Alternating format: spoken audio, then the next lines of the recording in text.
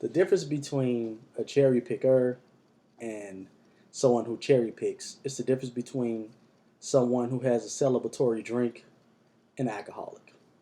Okay? Some people do things when it's appropriate. Some people do things too much and often to their detriment. When you look at this Ward and Brand situation, yes, we could say this is a cherry pick. But if he's going to cherry pick, he could have cherry picked anybody. Okay? Anybody. He could have picked a guy who was 0 and 100. He could have picked a guy who was 10 and 99. But he picked a guy who only lost once. A guy who has a high knockout rate. He's a little old, but so is Adonis Stevenson. You know, he's definitely not elite, but the big show is already signed. Same thing with Kovalev and Chalumba.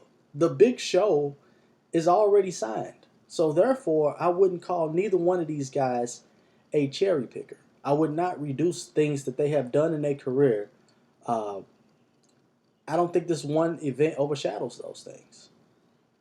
I don't think this one event overshadows the Super 6 tournament.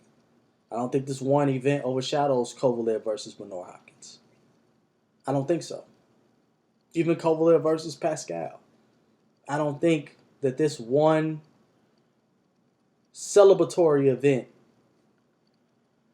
overshadows anything they've done in their career. So I would not call neither one of these guys a cherry picker because they're doing something that's appropriate.